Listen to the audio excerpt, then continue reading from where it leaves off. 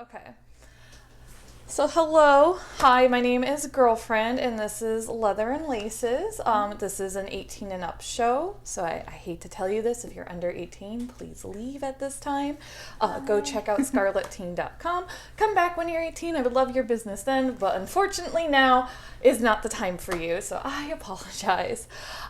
This is a leather lifestyle and kink podcast and YouTube show and all of the things above. And today I have a very special guest. And we're going to clean some fun things for you guys and teach you how to take care of your leather and get to know them a little bit more. And Yay. I absolutely love them. So this is Kat. Hi. Gotcha. So I have cards. Oh gosh. Oh gosh. So who are you? What are your pronouns? Do you have any contact info? And what are we cleaning? Yes. So my local community knows me as Kat. I also go by Caitlin Case. I use she, her pronouns. I already forgot the rest of those questions. Contact info. Where can we find you? Yes. I can be found on Instagram and Twitter under Caitlin Case 1. I also am a third of Trouble Comes in 3, which is a kink, BDSM, leather, and sexual health podcast. So I can be found with contact info through those pages.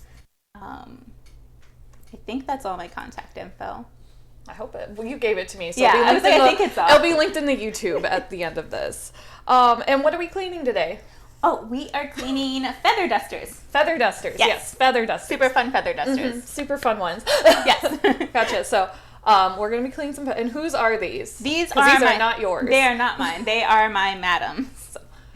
So for you guys who follow us along, go back and watch the motorcycle cleaning we did, because that was gorgeous. This is that Madam's Floggers. Yes. Or feather dusters. Yes. I already ruined it. Cool. Now the pressure's off me. It's already been ruined. Okay. So I think the best way to do this is I do one and you do one. Perfect. Because you identify as a baby boot black still, correct? Yes, I identify as a baby boot black. I am pretty comfortable with just like regular leather, and so boots, vests, some other types of garments, and then I am trying to learn like suede and some other different techniques. Perfect. I mean, you're always constantly learning, even as a senior boot black with the title. Right. So the education never stops. Yeah, really, a feather duster.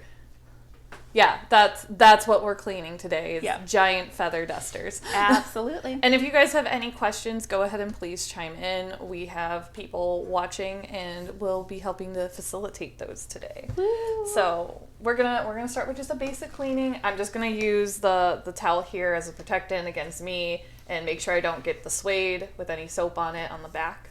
So they're very pretty. They are very pretty. So we are using Fitbird Saddle Soap, which I can still never pronounce this, so don't come at me, my loving boyfriend. Don't hate me. But we're just going to use it in white today. We have a dauber brush, and we have a bar brush as well. So I will let you pick whichever one you would like. I'll use this one. Okay, because it's what I use at home. Deal. And we also have water as well. Perfect. So I'm going to open it.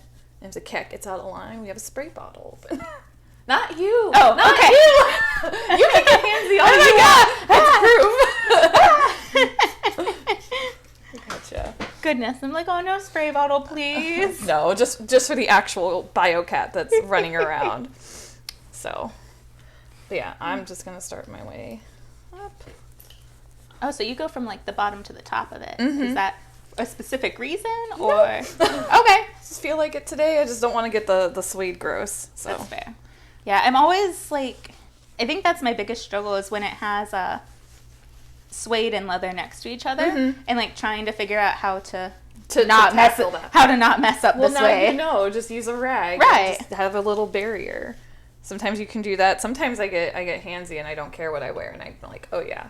And as soon as I'm done, all I do is flip that suede piece over, so that way I know it's done. Okay. So Perfect. by the end of this, we'll have a whole bunch done on one side, and I'll have like one piece. And gotta flip it over. Yes. All right. Perfect.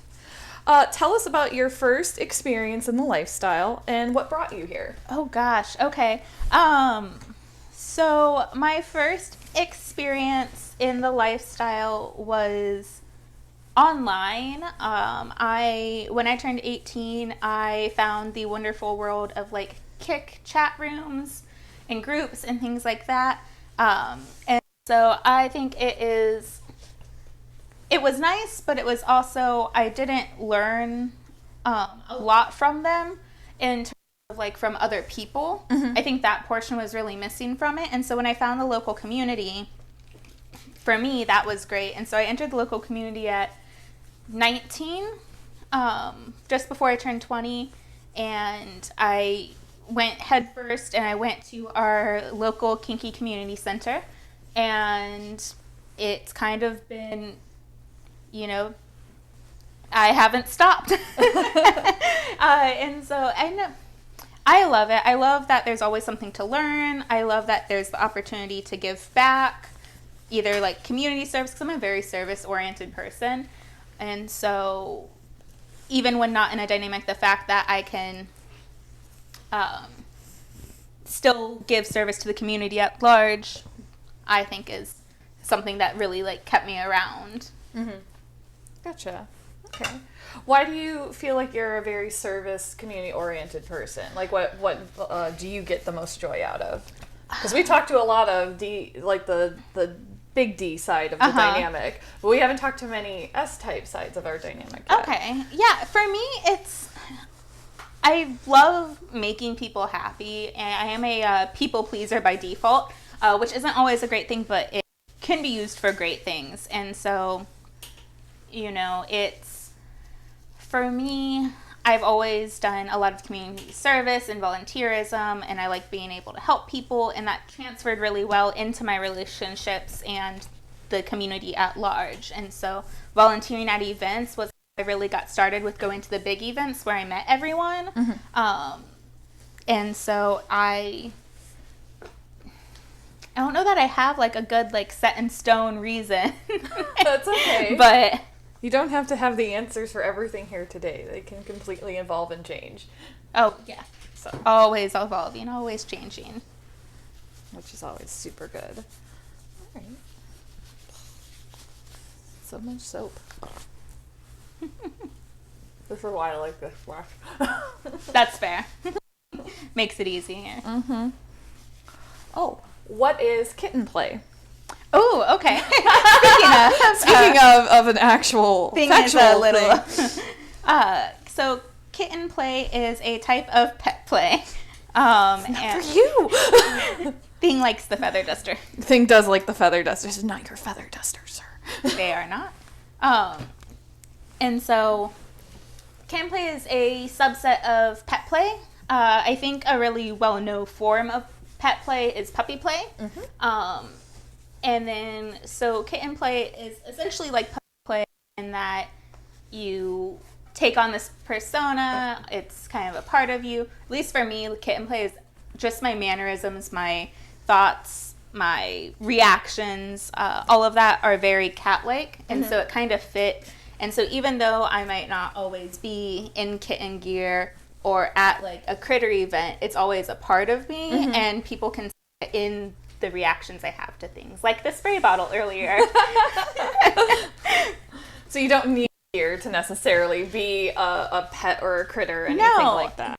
The gear, I think, helps people sometimes who need something to really get into the moment of it, but it's not required at all.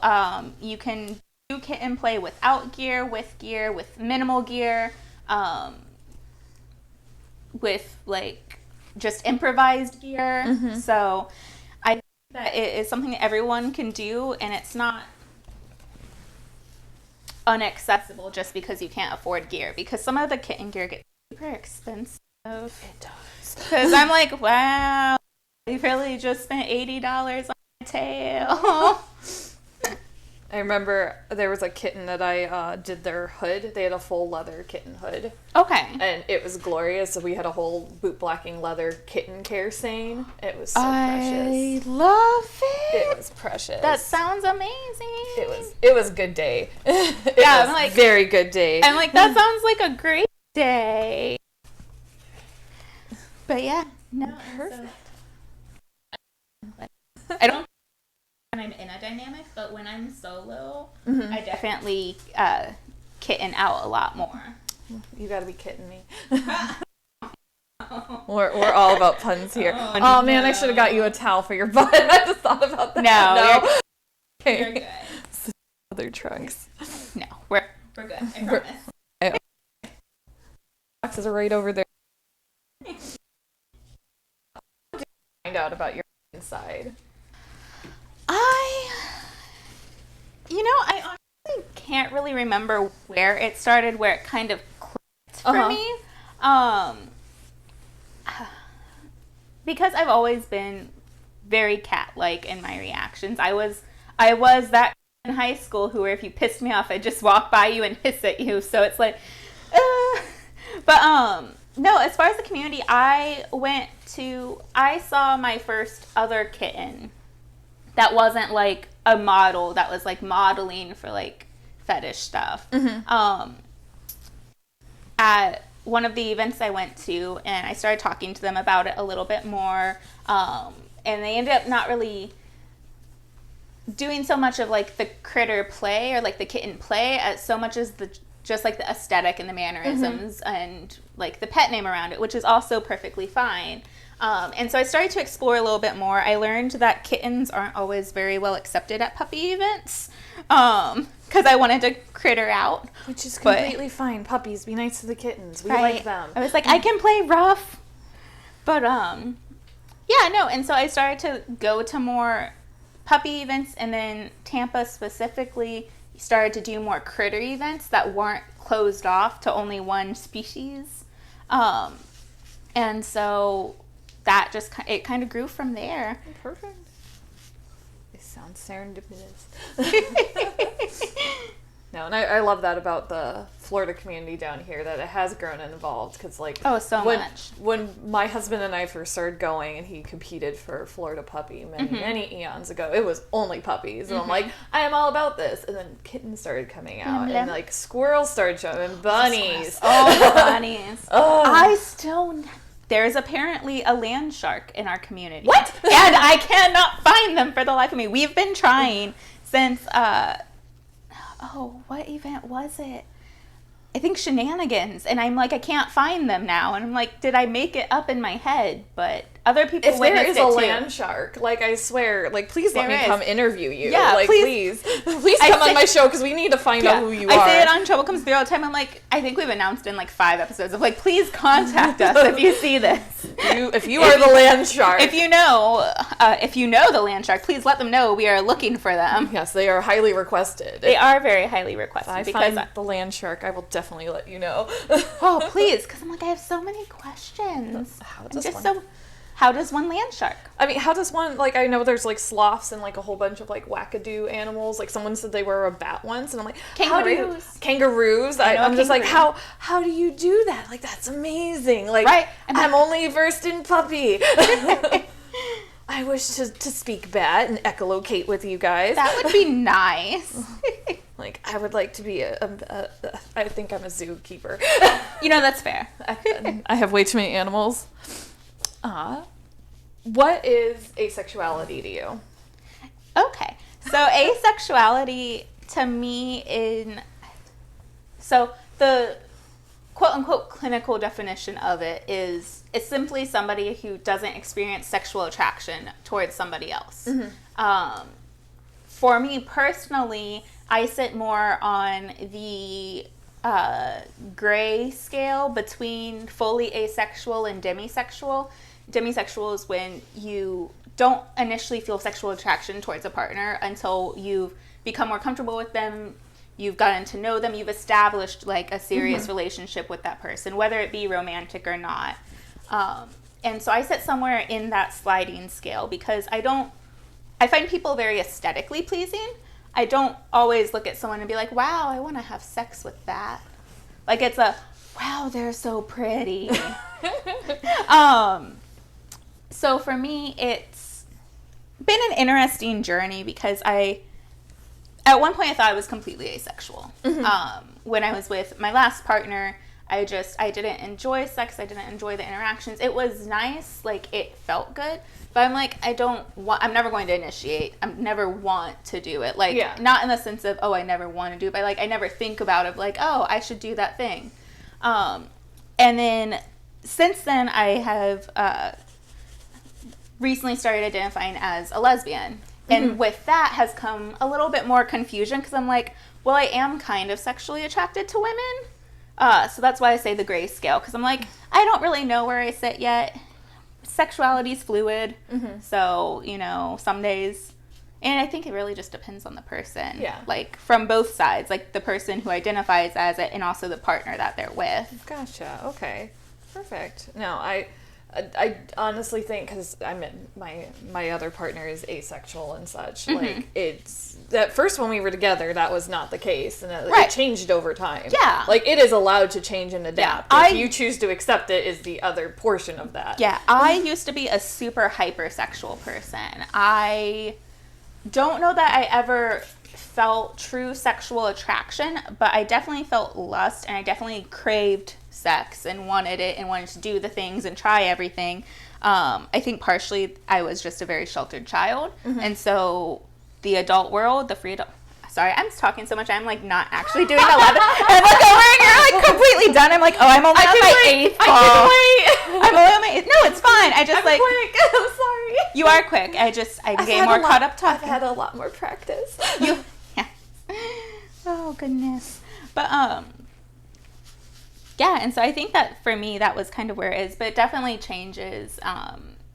And I know that I met a lot of asexual people who feel very weird about the fact that it changes, or feel like they're lying, or they're an imposter, or they aren't really. But that's not true. It's a constant ebb and flow. Situations, health, mental health, everything can affect it. Medication can affect it. But as like an identity as a whole, people change. I mean, it's the same as like, I compare it to people who have been in relationships with men for 25, 30 years and then identify as lesbian because they realized they were just kind of going with the flow of what society wanted, because we do live in a very hypersexual society. Even though it's such a taboo topic, everything's over-sexualized. And so it's one of those things where it causes a lot of guilt in people, I think, when it comes to their identity. Gotcha. That is very fair.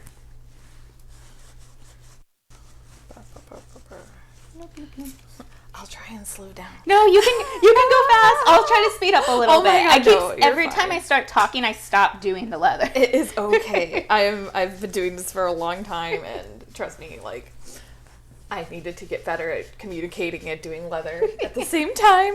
It's like my brain short circuits. That's fine. It's very fitting for my aesthetic today. So how do you, as an asexual person, fit into the kink community then? What's been your journey? I love this question. It's a question I get asked so often. Oh, well, if you're asexual, how can you be kinky? So BDSM and kink, well, the definitions for kinks come from a sexual nature. You don't have to feel, well, that, and you don't even have to feel sexual attraction to do it. There are people who are asexual who really enjoy having sex. They just don't feel the attraction to it. Or they may only enjoy masturbating. Like, it's such a widespread thing for the identity. And for BDSM, no part of it is inherently sexual when you break down what the acronym really is for. And so for me, if it brings you pleasure, it doesn't have to be sexual pleasure. Like, I'm a masochist, and everyone's like, oh, I'm like, yeah, in the sense of that does bring me pleasure in a great way. But it doesn't mean that I look at someone and I'm like, wow, I would do that. And for me, I think that's where people get confused, because they see BDSM and kink as such a hypersexual subset, because we are those deviants. But it really doesn't have to involve sex at all. I've been, not every dynamic has a sexual component or a relationship component. It's all individual and all evolving constantly. And I think more recently we've seen more places start to separate sex from kink. Yes. So, I don't know. I'm interested to see how that continues to evolve. Same. No, I agree. What is your favorite toy in your toy bag? My barbed wire feather duster. I need to see this feather duster at some point. I almost brought it, but I couldn't figure out because I just, for the past year, I've been living back with my parents while I finished school and got like my finances resorted. And I hid it somewhere because I have a teenage sister and, out of respect for the family, because if they, for whatever reason, go in my room while I'm not there, I don't want my stuff just everywhere. I cannot remember where I put it. Oh, no. Part of me thinks I gave it to Ma'am to keep it at Ma'am's house, but I can't remember, and I keep forgetting to ask her. So if you're watching this, please, I'll ask her later. Please ask. This is a question. Please. I'm like, dude. Please send me a picture of that if it is in your possession. I will find it and I will send you a picture because I know that has not. I have been very bad about taking care of that one because it never gets used, and so out of sight, out of mind, and then I'm like cleaning that. Well, the places that accept play that can cause real bodily harm, and has the possibility to get messy are kind of few and far between. Mm-hmm. We don't make it out here this way very often, and the other space that we go to doesn't allow that. Although it is really fun with electroplay to combine those with the body contact. How fun. Oh, so much fun. I think that was the 2 times it's ever been used, when I tested it on myself and then when I used it for electroplay. Nice. Yeah, no, I love it. It's actually the only toy I've ever bought, and so it holds a special place in my heart. I have other like homemade toys, but that's the Hey, Pop, this one. Can you give me a rag? Thanks. Gotcha. All right. What are your top resources for leather and kink? I feel like I'm going to have to send you my document that I made. I am a research nerd. Mm-hmm. I am a knowledge, I don't think I can say that word on here, but a knowledge connoisseur. Yeah. I think we'll use that word today. Yeah, I'm like, I know. I don't want to. I can add several words I know you want to use, but yeah, I'm like, I can't use my normal token phrase. But yeah, no, I love knowledge. I started researching the lifestyle long before I got into it. Mm-hmm. Education in the lifestyle has always been my passion. It's what I'm doing. I changed my career path for it. I changed my college for it. I love knowledge and education and sharing it. And so I have some of the big blogs I like. I really like submissivesguide.com. Mm-hmm. They used to have a dominancesguide.com, but I think that one got closed down and hasn't been restarted yet. But I like it because they pull topics and then multiple people write on the topic. And you get a variety of responses all on the same thing. And they don't pick and choose based on, okay, you can only talk on this if you like it. It's all inclusive and encompassing of all of the different viewpoints. Because that's why I think people get hung up on is this one true way to, there is no one true way. There are in fact some wrong ways because it's dangerous. But the biggest thing is if it works for you and your partner and it makes y'all happy, that's your way. Mm-hmm. And I love that because I think there is such differing opinions and viewpoints that it allows you to look at everything and find what do I identify with, what makes the most sense to me. So I keep just taking the I keep taking the thing. Grab it. No, it's completely fine. But yeah, so submissivesguide.com. I'm trying to think of all of the links in my head and I can't. There are some great books on it. Learning resources if you have local events. That's where so much of my knowledge has really grown, was finding people to talk to, mentors. just talking to anyone and everyone about everything or is my big advice. And then I'm blanking on all of the other sites that I use like weekly. So I will just send those to you after I can. That's fine. I'll link those all into my interview. Perfect. Hey, Pop, do you mind letting Nick know to turn the oven to 400 and putting the lasagna in for 50 minutes? Or are you going to go do that? Pop's going to go do that. Okay. Thanks. Yay. Thank you. Thank you, tech support. Yeah. Gotcha. So while Kat is finishing up her tails, you have many tails. Obviously, 9 lines there. Absolutely. I went ahead and cleaned the handle with 10 alcohol solution. Okay. And just a nice wet t-shirt. And just sprayed down the paracord and the handle here just to get some of the gunk off. Like I saw there's a little bit of like excess glue and such, and like you don't want to take off all the glue because like then the whole thing would fall apart. Right. That would be awful. But there's like dirt and grime, and you just want to kind of just gently brush it out sometimes. So that's why I pulled and asked for a rag. So perfect. Yeah. Need more glue, that is always attainable and can be done. Okay. You can always repaint the glue back on to seal this a little bit better if you ever find that it's starting to fall apart. That's good to know. So you can always go to Tandy Leather and grab glue for working, or rubber cement from Lowe's or E6000. I have a lot of E6000. Me too. I can't. How many boots I've to together with E6000. Right. Hopes and fix prayers. them just for them to be broken again. I'm like, oh, broken in the best way. At least it keeps me busy. Right. It keeps us busy. How do you find time for the community for yourself? That I used to go super hard heavy. I did every single event at the local community center until every time, and then I would well, thank you. Sorry, someone donated money to us. Thank you. Thank you, rich girly. I appreciate it. Thank you. Sweet. $20 is $20. I'll take it. It will help me buy twig cleaner. We'll sit down right. We can do that. And hello, Vada. Oh, that's so sweet. But yeah, and so wait, is that the right bottle? That's water. Okay, I was like, hold on, two pink bottles. The small ones over here. Okay, I was like, 2 pink bottles. Oh no.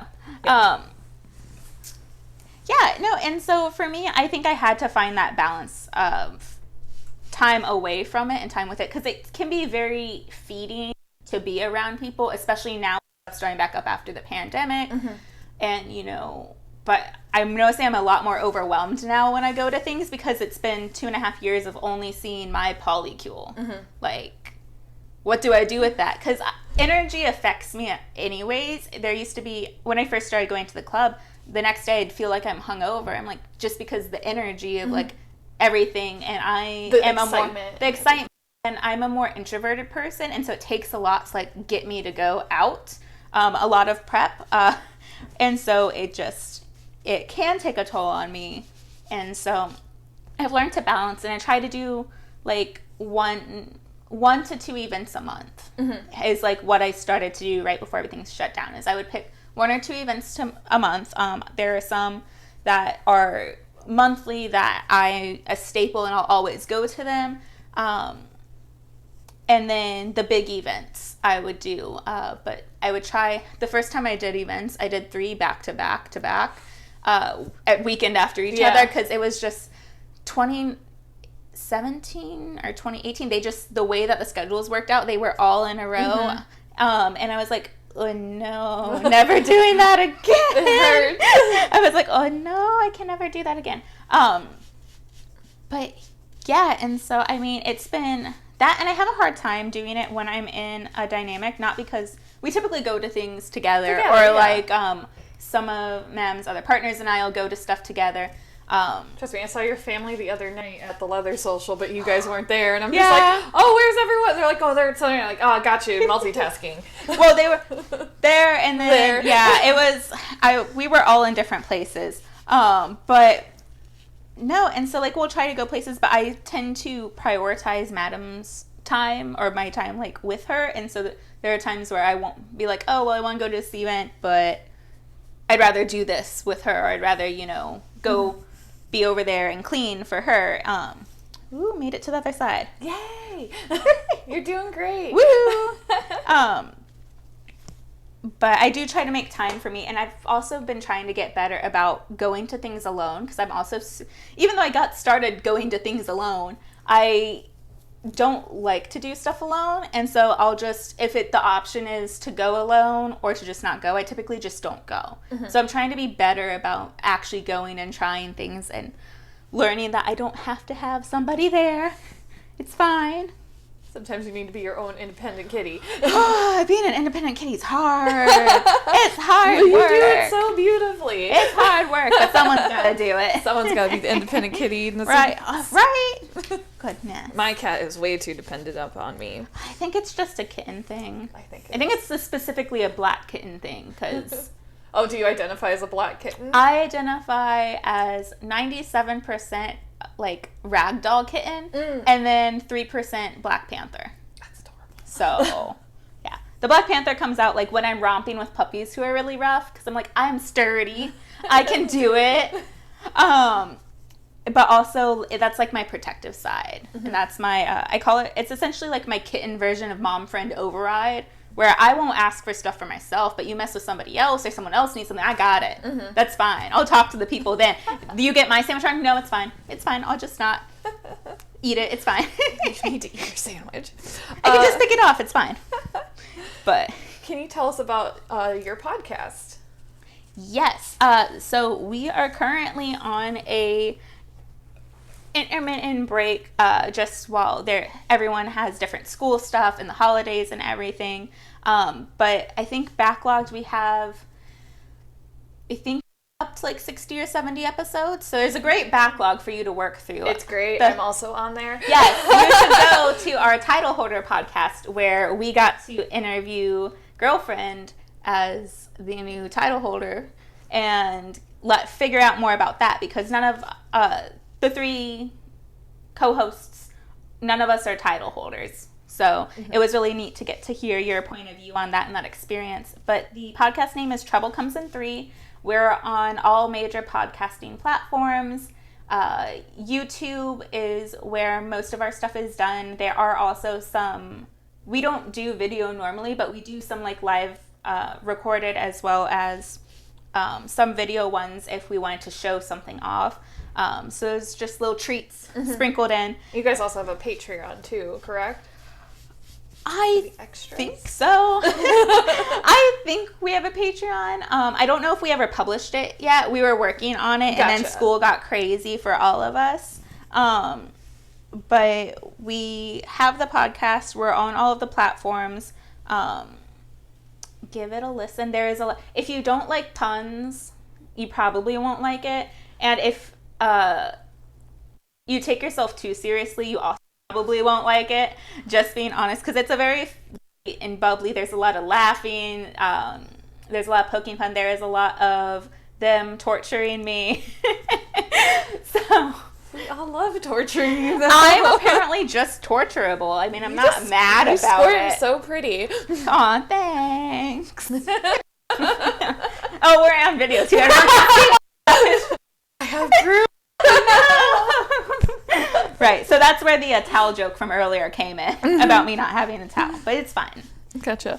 What made you and your other co-hosts come up with Trouble Comes in 3? We had been friends for a while, and there's the whole saying of like trouble comes in 3 that happens.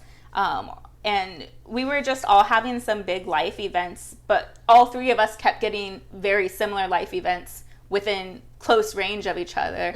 And the name kind of stuck. We had all wanted to do some form of podcast and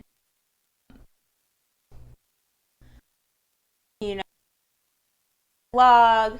I had a blog. I had started to do like YouTube videos of, and so I stopped doing the YouTube videos, but there are 3 YouTube videos under Cat KBD. years. And so, it seemed like the community. It happened that we started actually doing it right as the pandemic hit. Mm-hmm. And so I think that made it even more important because it was what I would consider education and on talking about kink, sexual health, and other people. I think really the big starting factor in it for us, because to be able to give that. Yeah, because I remember you guys had started in. I'm like, I need to practice because I knew I was running for a title contest. And granted, I did not know the panini was going to start up. Right. And I'm just like, I needed practice like doing this in front of people. I only ever do like very more intimate erotic scenes in private. And I'm just like, I need practice doing like this and talking with people. I.e. why I'm very fast now. Right. I've done this a I while should have been now. prepping. It's okay. Didn't know there was homework to come. You didn't need homework. No. It's fine. You're getting hands-on learning. I am, and I love it. Perfect. But yeah, no. So that's kind of like where that came from, and then we just kind of picked it up and ran with it. Perfect. Can you tell us about your recent trip to Chicago? Oh my God! She got to go to my hometown. So much fun. Oh my goodness. I am so happy that I stayed an extra day to actually go into Chicago. Mm-hmm. And I went to the Leather Archives and Museum, and I could, if it's attainable to you, please go. It is such a wealth of knowledge and history that is so hard to come by. And for me, as a lesbian, I sat in the middle of the museum and cried because they had put an entire exhibit on lesbian leather history, which is essentially slim to no proof of, because the Lavender Scare, other lesbians were erasing S&M lesbian history. Mm-hmm. And so it's so hard to find any information on it anywhere. And it was overwhelming with joy. I'm actually tearing up. Sorry. It was more than I could ever ask for. I could have died happy. I was telling you earlier, I had made like reservations and plans to go do other things in the city because I was only there for one night, and I skipped all of them to stay there longer until they closed. So I was there from open to close, and I am not even ashamed of it. Their library was amazing. Their exhibits were amazing. And I love how hands-on it was too. Like they had different dissertations and like actual academic papers that their archives had helped save, and like as well as for people to use the archives to write those papers. And so to get to read those, because they have them in a binder on the bookshelf for you to pull off and flip through. They have binders upon binders of back patches and pins from different clubs, and you get to physically look through the history, which I wasn't expecting. Yes. But we have a Wednesday. Oh, good. Wednesday has joined us. Hello. She said, "You're still doing that? You're still cleaning this? You're still cleaning What's this? taking you so long?" She's like, "It's because you're a cat." She's trying to go into public. She doesn't take it down. Special guest appearance. Special guest appearance by my dog Wednesday. But yeah, no, oh my God, it was amazing. It was everything I could have hoped for. I've been following them on Instagram for so long because they post. If you don't follow them on Instagram, you should, because every day they post like different quotes of history, queer history, leather history, just wealths of knowledge, and also some really hot pictures. But like I don't know, I was awestricken. Like I couldn't believe I was actually there, getting to see these things. Yeah, and actually touch and hold them. All of they have like the different sashes from different title holders, and like they have a whole section on like IML and IMSL and international, like so many things. Like there were ones from Germany, Australia. Like there was just so much that where else are you going to get your hands on this kind of stuff if you don't have the funds to travel abroad to these different communities? And it was overwhelming in the best way possible. It was good times. It was good times. And then the rest of the trip was good too. Like it was my first trip out of state that I stayed alone. And so that was a big step for me. It was also my first time alone on public transit, and I learned that apparently the Chicago trains don't just hate me, they just hate everyone. Okay, and that made me feel so much better, because I was like, every time I get on it breaks down. But no, I feel better now knowing it wasn't just me. I was like, am I cursed? Is this my sign to go home? No, I grew up in Chicago, so I have the Florida title, but my hometown is Chicago, so no, when I went back home to Chicago, went to the archives, like I had the same feelings that you just went through, and so did my husband. I'm just like, oh my God, it's so perfect. Like, it is. I was like, I could live here. I was like, this is what I want my life to be. It's why I like switched my career path. I was like, I want to create a space like this. Like, my whole thing is like, I want to create a leather library that's accessible for like books and things for people. I have a decent start now, but like I want more. I want the knowledge. I want the ability to share the knowledge. And so seeing an establishment do that, I was like, good for you. Good job. Good job. Good job. We help. Good job. We help you get there. Yes. Yeah, no, just amazing. Gotcha. Well, can leather and kink be political? Ooh. Yes. Yes. Why yes? How to even elaborate on that? I mean, like, political in the sense of, like, overall politics, or political in the sense of, like, inner politics within the community? It is however you interpret that Oh, no, question. even worse. I think it can most definitely be political. I think anything that you take a diverse group of people and you put them together has the ability to become political. There's always the who, the why, the how. There's always people who will disagree and kind of like start different fields.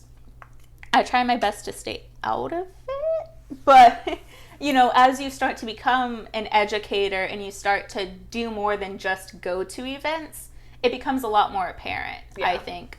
And so it's just kind of evaluating yourself and where you stand in it and what you believe, and then holding firm to that, I think.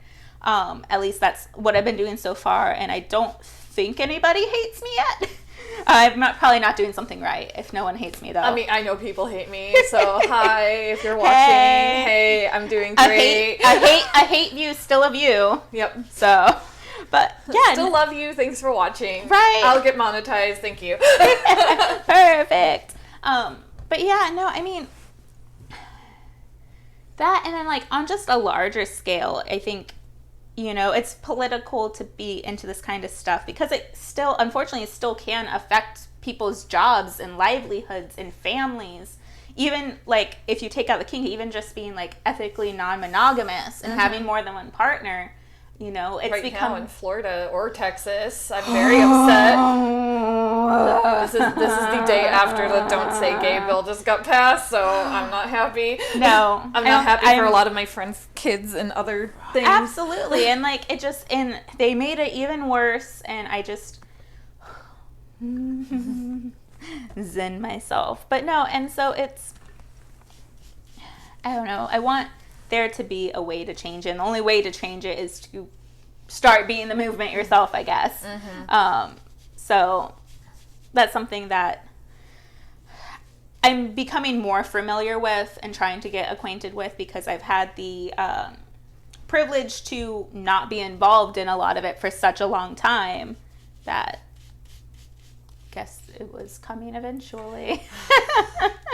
We're going to work on changing all of this, because I'm also annoyed. Yeah, I'm just like, oh, I guess that's what life dealt.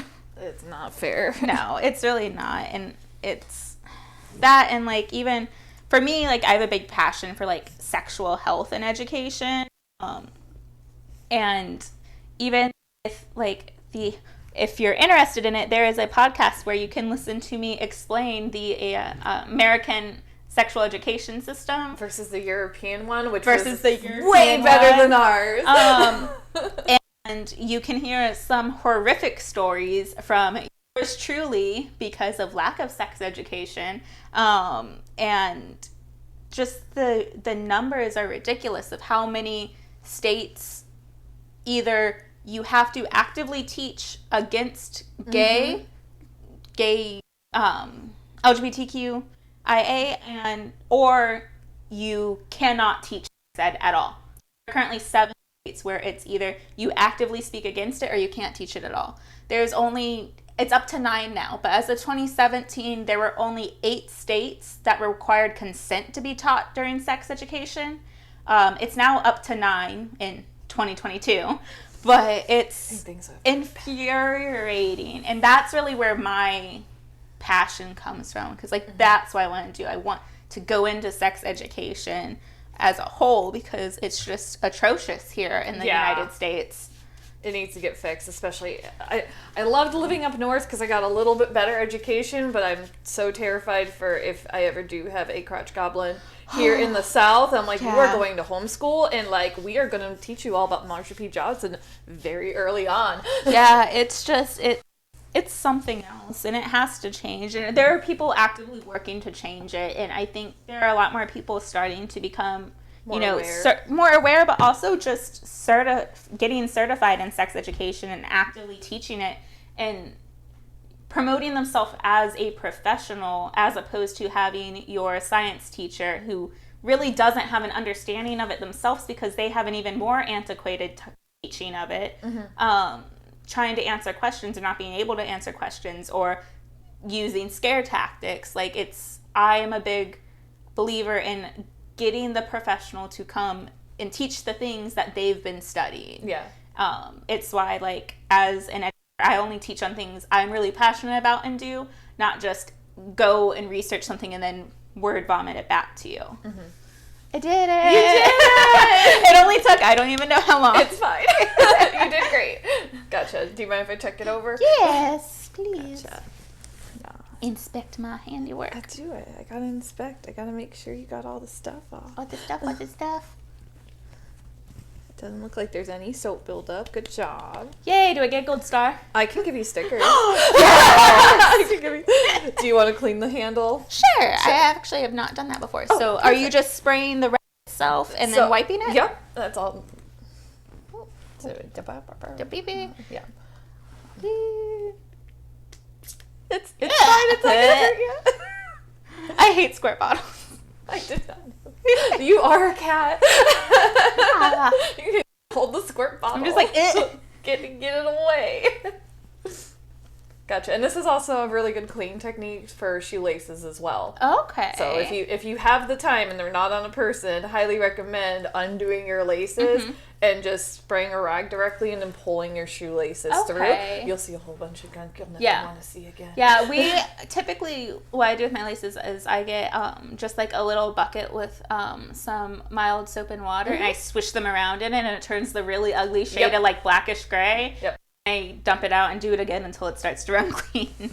Way easier method. Yeah, way easier method. What am I doing? You just gotta keep it. It's again. There is the wrong way to boot black, but there's 25 billion different tricks. Yeah, there's wrong ways to boot black. It's not like there is no wrong way. It's just there are more correct ways than you think there are. There's a lot more tips and tricks, so we can help you out. Yes. See, so you've probably just got a whole bunch of little itty bitty gunk in the handle. It happens. Humans are greasy. Humans are greasy. Humans are the greasy. Perfect. Oh, these are so pretty. I love them. They're so gorgeous. She had them custom made, and they're just so pretty. And I always admire how pretty they are. They are great at feather dusting. Very good at feather dusting. They are very good at feather dusting. Very helpful cleaning up house. It really, honestly, it's great for getting your house cleaned. Mm-hmm. I can see that. Mm-hmm. What is your definition of leather? Oh, that's a hard one. So I am still very new into my leather path. That's okay. I was, it's more recent. It's probably only the past. Well, let's see. Hold on. It's been a panini for how long? It's been 2.5 years. And so a year before that. So around 3.5 years really was when I started to accept that I might possibly be walking a leather path and just not know it. Because for me, it's about the service to the community. It's about the taking care of one another. Like, it's about that family, the bonding that comes with it, the education that comes with it, and learning your history. And so that's kind of where leather stands for me. I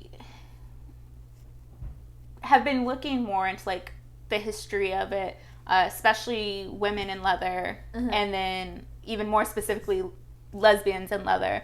And so it's been really rewarding for me looking into that.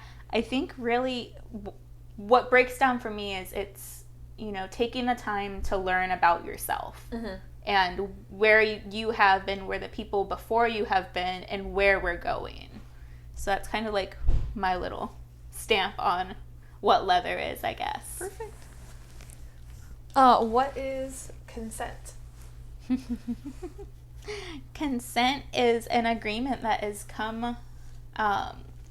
it's an agreement that you come to with all parties involved, and it is used not just for touching things. It's not just for sex. It's not just for if you want to touch somebody else's item or body. It is used in everything, and important in everything. And there are so many different methodologies and like acronyms for consent. There's safe, sane, consensual, risk-aware, consensual kink, personal risk-informed consensual kink, FRIES, which is, I always forget the name. So FRIES is from Planned Parenthood 2 or 3 years ago now, I think. And it's that consent is freely given. It is reversible. You can take back your consent when you decide I'm no longer consenting to the situation. It is so intentional. There we go. FRI. So I'm spelling fries in my head because I can't remember. Perfect. E is enthusiastic, and then S is specific. You're consenting to a specific thing. Just because I say we can use the feather dusters to clean my house doesn't mean that we can also use the vacuum to clean the house. I agreed to feather dusters, not to whatever else there was. So it has to be that specific. And that's honestly probably my favorite like consent methodology so far, because it breaks it down so well to all of the different ideas around it, and all the different pieces that are constantly moving when you're looking at consenting to something, especially when it comes to terms of kink or sex. Awesome. Looks good. I think I got all the spots. This spot won't come off. Oh wait, hold on. I got.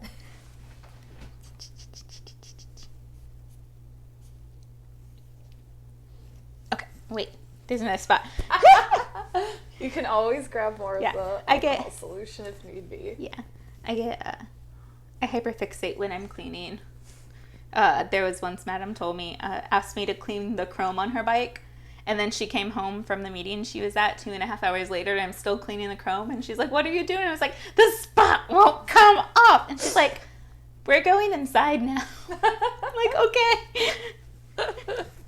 It is fine. Oh no.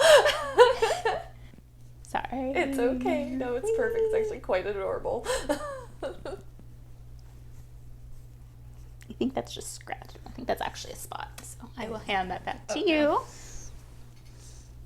Yeah, that's a scratch. Okay, I was like, I'm rubbing it and nothing's happening. Yeah, no. You can kind of tell with the light and such. So perfect. Okay. Now we get to do the fun part of conditioning. Because all the lovely leather we just cleaned, we got to condition, or else that's not good for you. I did not see any like flyaways on either of these, like from stitching or anything like that. So no fire today. No fire. No fire today. But we're using Obanos Heavy Duty LP.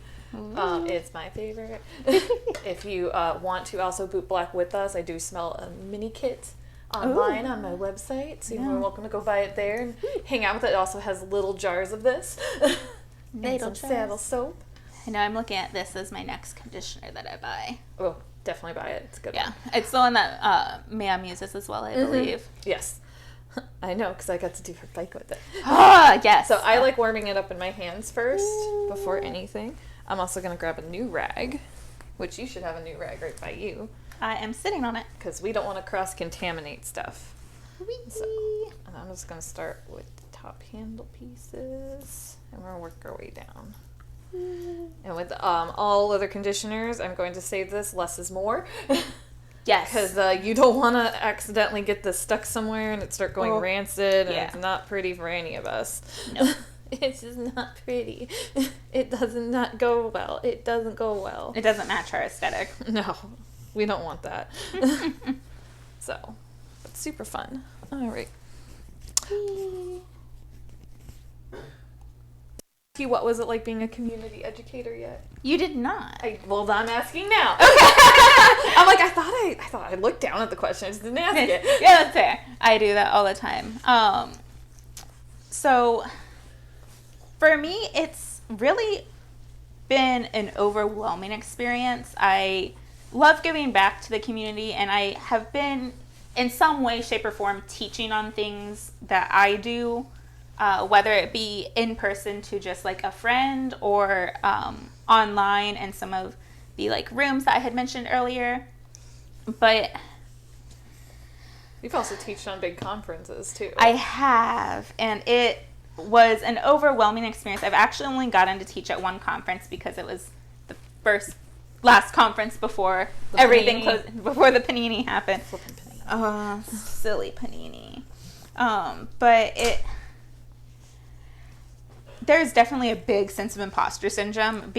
In terms of the lifestyle, would be considered still fairly green, still fairly new. You know, I've only been actively living it 7 years, and I've only been... I think you are now starting to reach... Topher's gonna probably... You're starting to reach elder territory. You're starting to reach elder territory. I really don't think I am, though. Like, I felt the same way. But that's the imposter syndrome. Like, I've been researching the lifestyle for 10 years. I've been living it since I turned 18. I, started teaching now 4 years ago, which, oh my goodness, what a journey. But I don't know, there's something so rewarding about it, but also something so intimidating with actually like getting up in front of people and doing the thing. Because there's always going to be people, I think the biggest thing that I had to learn with it was there's always going to be people who think the way that you're doing it is wrong. Mm-hmm. And you just have to get past that and move on with your life, because there's really no... You got other things to do. I got other things to do. I got people busy to educate, like, I have more important things, but I don't know, it's been such a crazy journey, especially because the class that I came... For me, it's a little bit stressful, though, because I'm like, the class that I came out with was such an amazing class for my first class, a service-oriented objectification, and it's so niche, and it's something people have never heard of before, and so I was like, yeah, this is great, and now I'm like, I don't know what class to make, because now I'm just like, well, came out with a great one, but how do you top that? Right, I was like, well, I guess that's my career. No, but no, so I've been working on trying to now that I'm done with school, I've been working on trying to revamp my class list and decide, are there any classes I want to create? I don't necessarily want to be somebody who has 12,000 classes on their list, because I'm really passionate about teaching on what I know and what I feel comfortable in and what I love. Mm-hmm. For me, I enjoy educating. There's a passion for educating, but I don't want to teach astrophysics because I'm not into astrophysics. So I'm going to go with other things. Yes. So we're going to go with how to be a kitten. How to be a kitten. I have been looking at putting together a kitten class. You should because do it. I see a lot of puppy classes, but I've seen a few kitten classes. There are some people who teach kitten classes, and I'm like, good for you. That's great. I want to attend.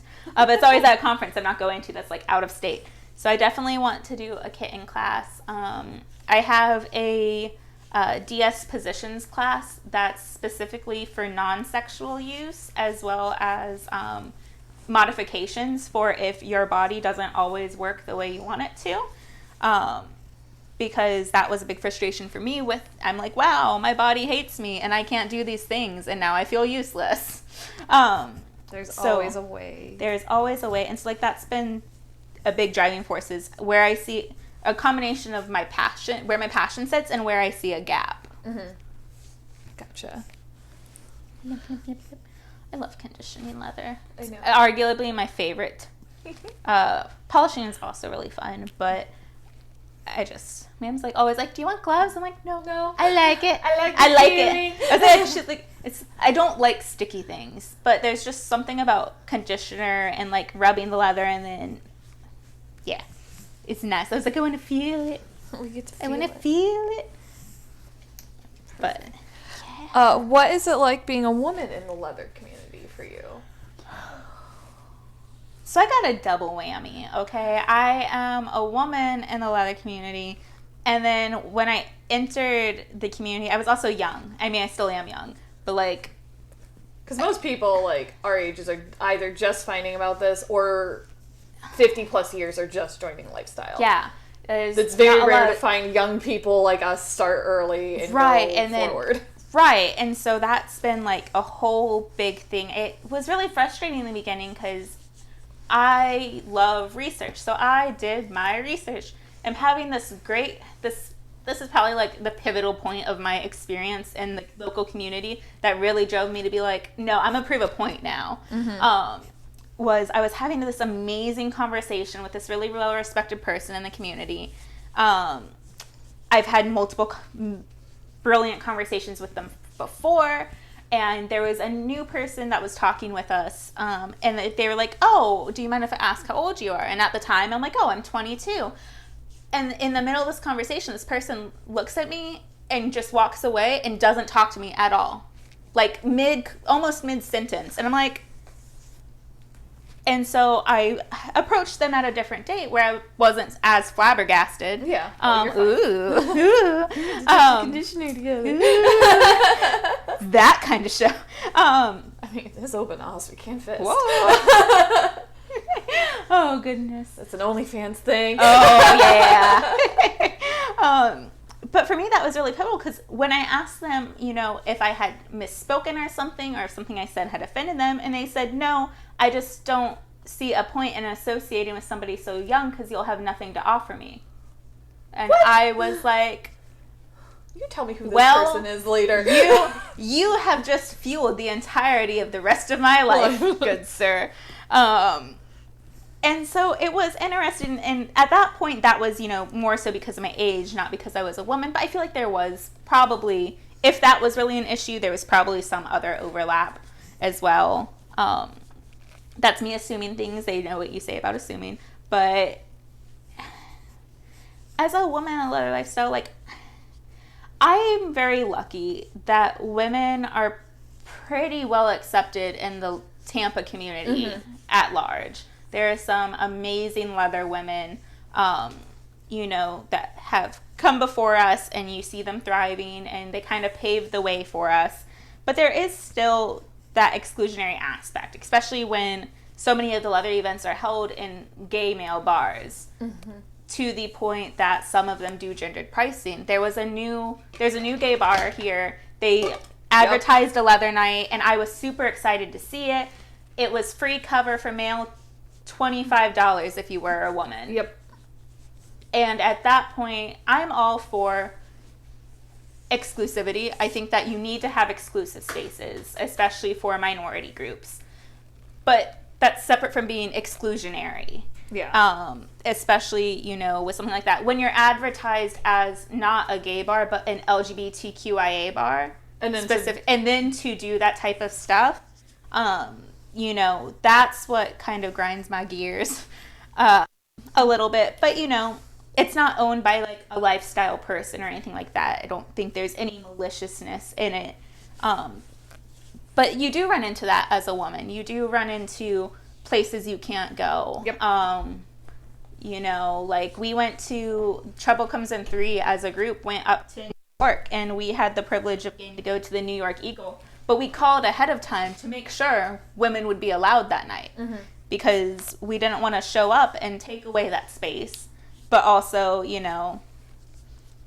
wanted to go. You got to do your homework. Yeah, you have to do your homework, especially because it was like, I think it was like hanky night party or something. And so it's like, well, it's a more themed, like it's a leather bar, but it's a more themed night for it. A specific. Yeah. And so it's like we wanted to make sure.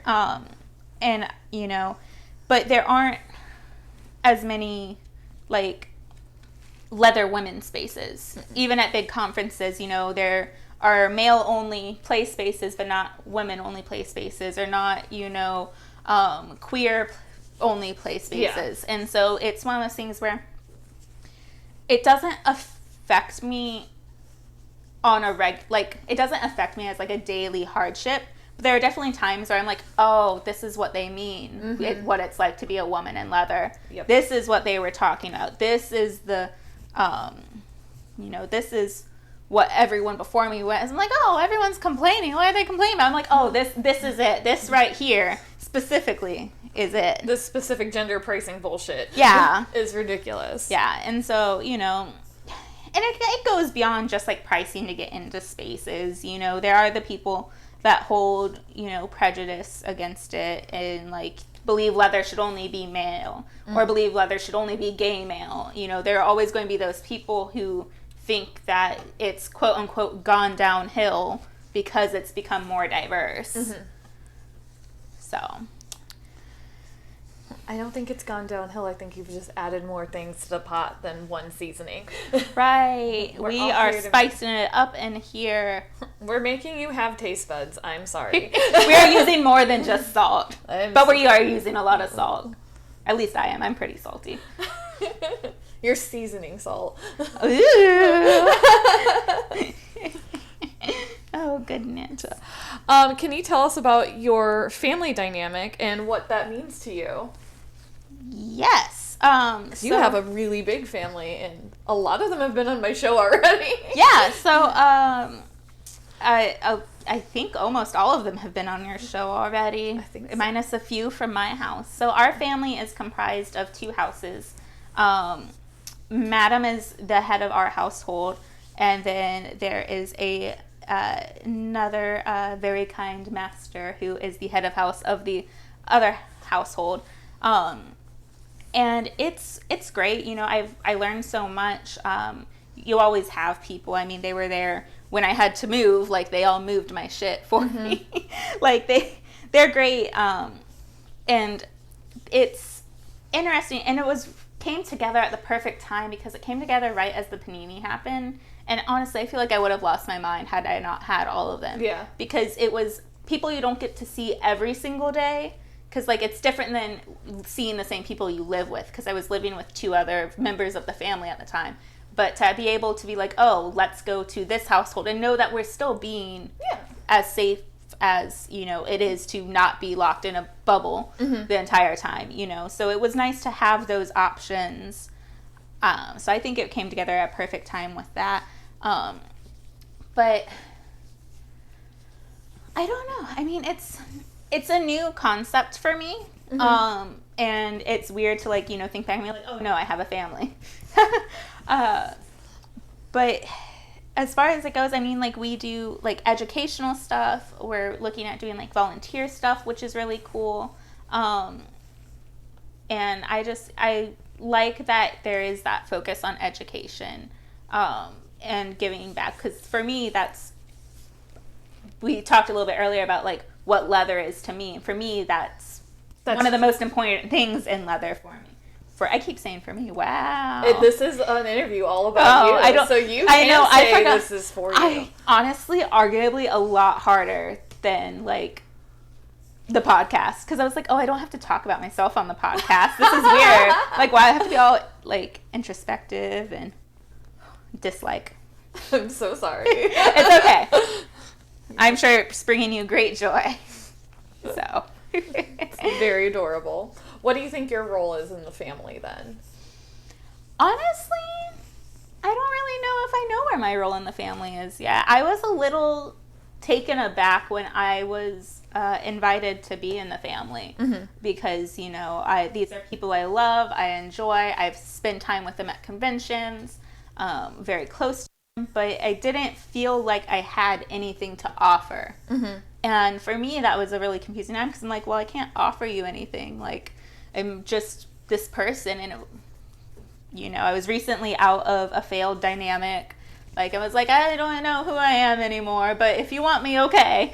But I don't know. I think that everyone has a role in it because we all are vastly different people. We all have vastly different experiences, and we all identify vastly different. Yeah. It's, gay men, lesbian, queer woman,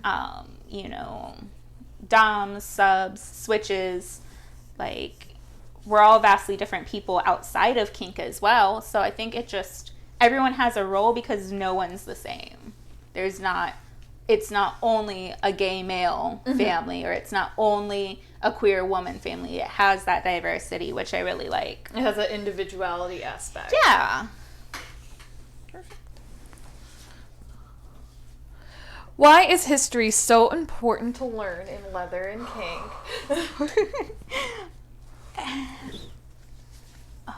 Speechless. No, I think it's just important to have an understanding if you're going to be doing this stuff, and to have a true understanding. I think you have to know the history to see how it's evolved over time, and if it's evolved in a way that is either beneficial or detrimental. There are definitely aspects of the kink community, I think, that have evolved to be at a more detrimental place than they used to be. Like, they did not evolve for the better.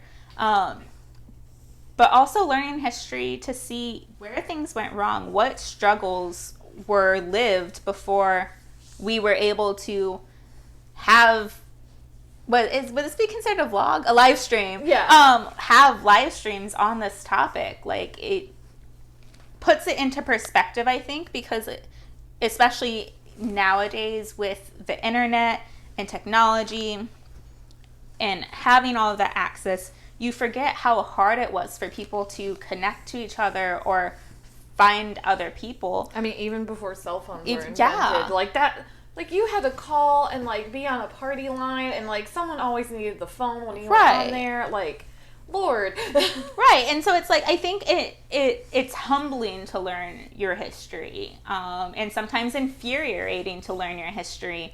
I was very lucky that Madam is also very big into knowledge and learning. And when we first started talking to each other, she would give me assignments. And I was just recently trying to come to terms with, identifying as a lesbian, because that was a big change for me, as somebody who always identified as bi, but had mostly been with men. And so she started giving me assignments on lesbian history and just, like, women's history as a whole, and doing, like, research on the Lavender Scare and learning why I can't find anything about my history because it was actively erased. And so it's like things like that. It gives you a better understanding of who you are, or who you want to be, or who you don't want to be. And I think that that's really important, especially in a community where there's so much is looked down upon or seen as harmful. And it feels almost validating to go through and be like, for hundreds of years, people have also felt this way and done this. Yeah. And this is how they dealt with it. So I know, it's like, ooh, it's not footsie, it's handsy. It's handsy today. But yeah, no, I don't know. It's so funny because I hated history. History was my least favorite subject in school. I despised it, and my brother Slave's probably, like, rolling over right now, like, because I'm just like, he loves it, and I'm like, yeah, no, don't like it. And but something about history that I'm passionate about, or history that I know all history has impacted me, but I also just think that, like, the history they teach you in school is not true history. It's very, very censored. And so I just never really had a passion for it. And then starting to, like, decide to look into the history of stuff as opposed to just technical research or how to do this, really gave me a better understanding of who I was within the community, as well as what the community actually was, as opposed to just, oh, it's just a bunch of people who get together and use feather dusters. Cool. Yeah. No, it's a lot more than that. Yeah. We do a lot of other horrible things, like, use flamethrowers. Those are fun. Oh, gosh. The pyro pup in the back was like, yes. Yes. But yeah, no, I think, did I even answer the question? I can't even remember what that question or prompt was. Why was history so important to learn? I think you did. I think you did. I am a rambler. It is fine. We'll take it. How do you think events will change after COVID? Because we're still in a panini. Things are slowly starting to open and close, and God knows what's happening every other week. Right? Like, I don't know, because a few events have started back up, and I have attended some of them, and it doesn't seem like there's much of a change in the way that the event functions, like, within itself. Outside of, if it's in a public space, we follow that public space's rules on masks and stuff like that, or like if you need vaccination, things like that. But I think on a bigger level, it's going to affect the people trying to come back into it. We talked a little bit earlier about it's already so overwhelming now just to go to an event because it's been so long. Yeah.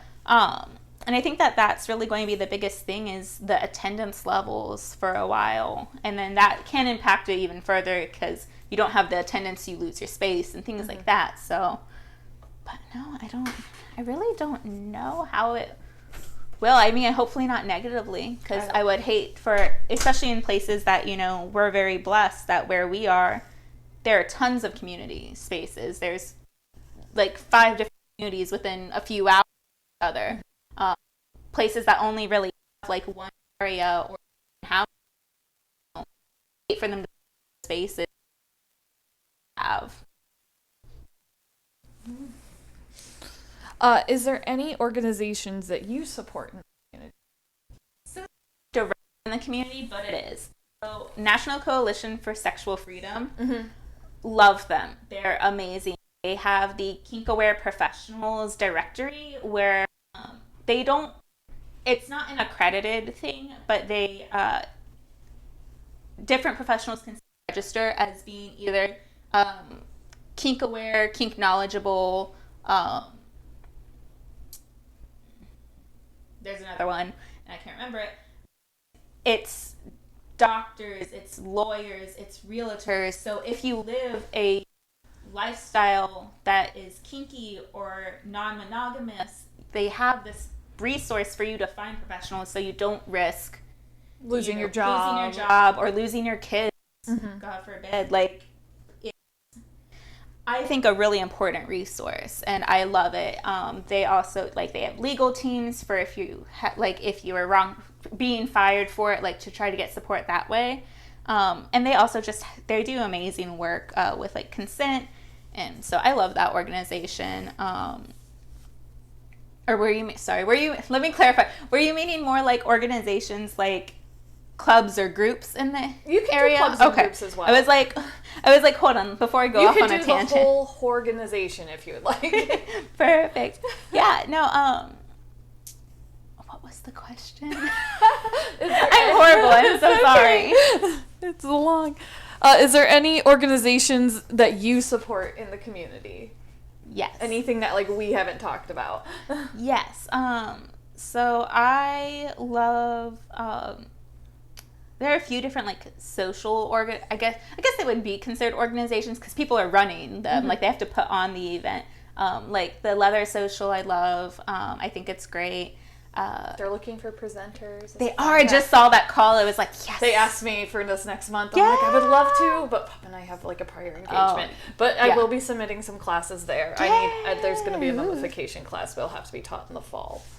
Yeah. No, it's too hot. No. It's too hot.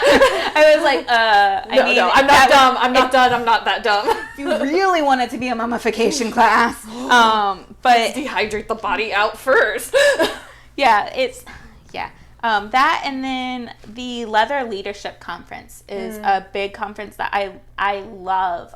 They're coming up in March or April. Yeah, March. Yeah, March. I think the last week of March. It's not in my budget this year, and I'm really sad because I have a friend who's going to be presenting for his first time there. Oh. And I'm like, I'm sorry. But no, I love it. It was a great wealth of knowledge. I had the privilege of getting a sponsorship from them to go when I started to be, I would consider a community leader. I had started a TNG munch. Yeah. And was helping run a submissives roundtable group monthly. And so I was like, okay, I guess I can accept the term of I'm a community leader. And so I applied and I got the scholarship to go. And it happened to be there bridging the gap between TNG and the older generation. Yep. Which was great. And I met so many amazing people. The presenters are great. Oh, yeah. They teach from, if you want to register your club or organization, from like how to register to 501c3 status versus legalities or the troubles of running an event. Their virtual conference for this last year. They had a class every month. Yeah. And it was great. It's great information. And I mean, it makes such a big impact because that's how you get organizations or clubs that survive and thrive, because people are sharing what didn't work for them and how to move past that obstacle. Yeah. So that's another big one that I absolutely love. I endorse it 10,000%. Perfect. How's your leather coming along? Good. This is my last one. Oh, yay! Sorry, I'm a slow cook. I also just like the feeling of leather, so sometimes I forget I'm actually doing something with it, and I'm like, oh, I'm supposed to actually be doing the thing, not just touching it. Go ahead and grab the iPad and see if anyone has any questions for us. And I knocked over my own water. Gotcha. Does anyone have any fun questions for our lovely guest? Do you have any questions for me? Oh gosh, I didn't come prepared. No, I mean, you've been doing this for this as a whole for a while now. Like, how are you still? Obviously, you still enjoy it because you keep doing it. But how has it been? Is it what you wanted it to be? Like, has there been? There's been trials and errors. That's fair. Like right now, I know once I'm only good for once a month. I was overbooking myself last year with trying to do 2 a month, and that was it was a lot. And I'm just I need to personally slow down, especially with things opening back up. There are other things I would like to do and attend. I am immunocompromised, so I really have to pick the events and the people that come into my home very carefully. After all of this, I get to sanitize everything and let it sit in sanitize everything. My brushes are ruined. Sorry if anyone wants blacking for a hot minute. They're ruined. They are. I need new brushes, please. Send me money via Cash App or something. Yes, more donations for brushes. More donations for brushes and product. Yes. But no, it's been very. I love the people I've had on so far.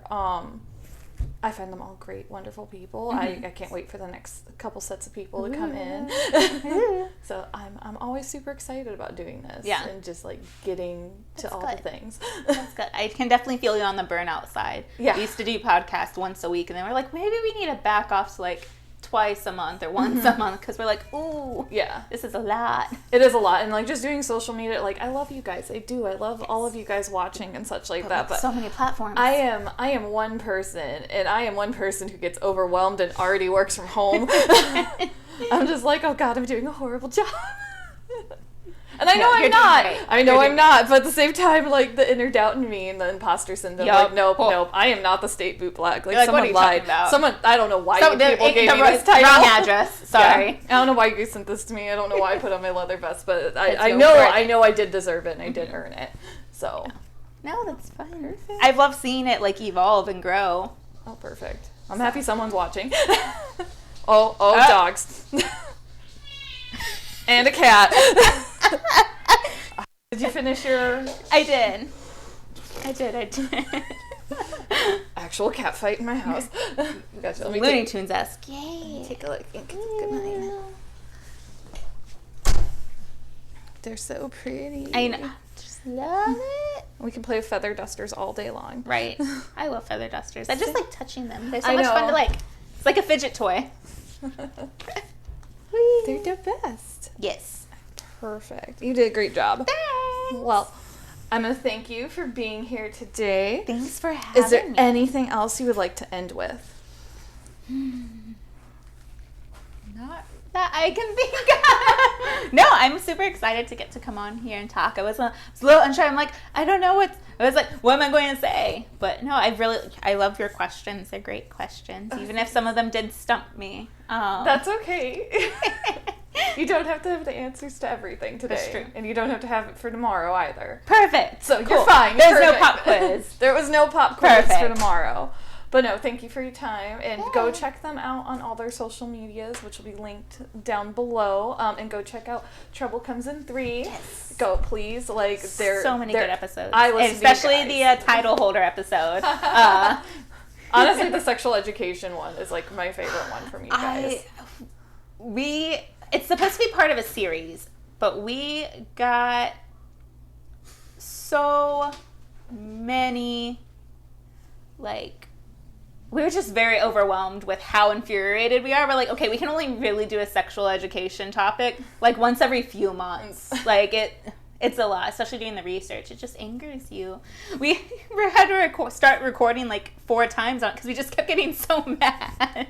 We're all mad. We're all mad. Such rage. Yeah, no, if you want to hear, I don't get angry often, but if you want to hear my rage voice, that's the episode to watch for sure. Perfect. Well, you guys have a great day. And we'll come back next Monday. I'll be cleaning some type of leather. I have not decided what yet. Perfect. Bye, guys. Bye. Bye.